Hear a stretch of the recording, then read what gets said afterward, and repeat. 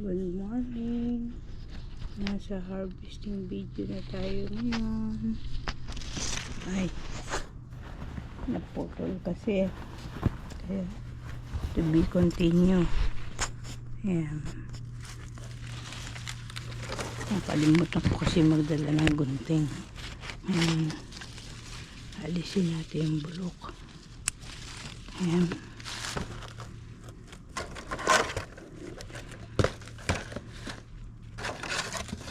Iwalay natin ang bulok.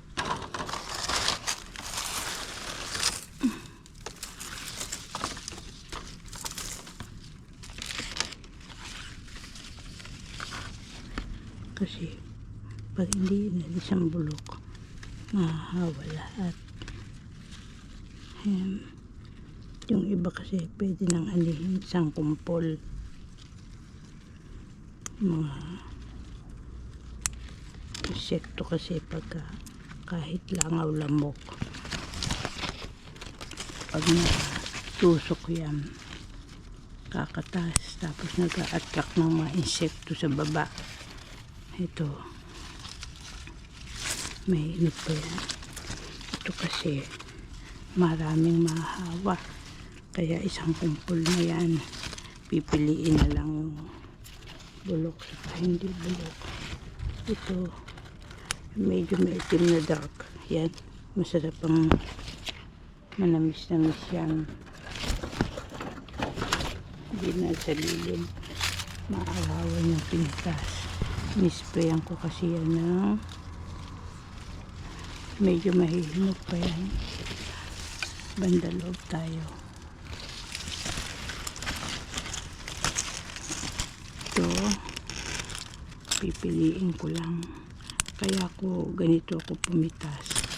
Tumatagal kasi sa rep pag may tangkay na maliit, saka hindi kinakain ng tangkay, mahirap matunaw. Pagkain ko ng globe, inisprayan na to ng tubig ng water hose, kaya ako inisprayan kasi hindi nag-uulan dito. Nagbakasyon kasi ako sa Philippines ng 3 weeks.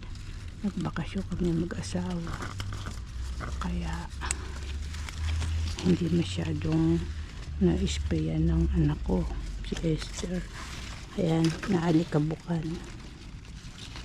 kaya yung iba na bulok.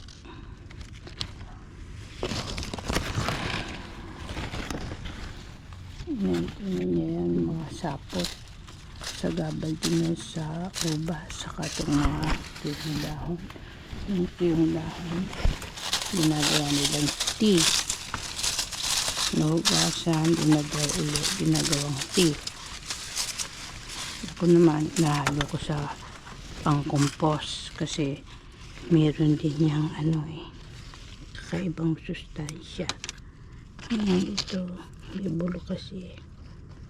Kaya, alisin ko to. Mahahawa kasi yung hindi bulok. Ayan. Ito medyo hilog na. Bulok. Diyan yung bulok.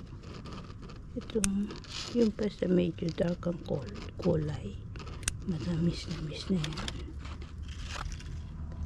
So, kailangan kasi medyo maaga pagpitas kaso nag-upload ako kaya medyo mainit. Ito, okay na to. Ngayon, yung iba, hintayin ko muna mga ilang araw. Busy tayo paminsan-minsan bago ko yan anihan. Baka may naiwan pa, masasayang, saka mahahawa yung mga hindi bulok. Pag overripe kasi kumakatas yung niya, sweetness. Tingnan nyo to. Oh, meron sapot. Delikado yan.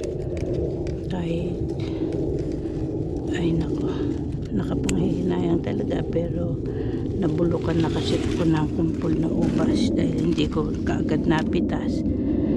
Saka may dala kayo dapat na wet paper towel para napupunasan nyo yung kamay nyo.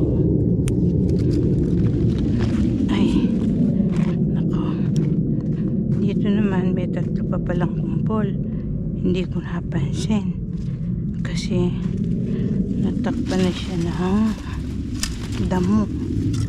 Ayan, kaya pag naano yan, maginhawa na yung to, pwede na to kahit may isa pang hilaw kasi baka maunahan tayo ng pagkabulok. Ito naman kumpol, pwede na rin itong alisin ko na lang yung mga natuyo. Ito naman kaayusan na rin kahit na, pero kapanghihinayang dahil pero pwede na. Hindi talaga napansin ni Esther. Nahilig kasi sa paglalaro ng games sa computer. Yun ang problema sa mga bata sa ngayon. Ito halo kasi kaya may hilaw eh. Kaya pagtsatsaga ang buting-tingin to, yung medyo dark color ang anihin. Kaya malaga nakasumblero kayo. Hopefully naman eh. Pero sa mga lugar na may ahas, masasabi nito yung oras ng dating ng mga yan. Nakapag-iintay pa rin ito ng mga ilang araw.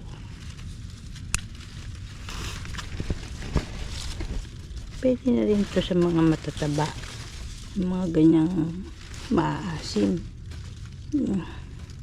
para hindi tumataas ang high blood saka cholesterol, saka nakakapayat ang regular na pagkain ng ubas, ng mga kahit ng prutas. Alamin nyo rin yung mga health benefits. Dati sinishare ko sa Facebook ko, kaya sa description. Kaya pag mga nababasa nyo, advantage sa inyo yun. Ngayon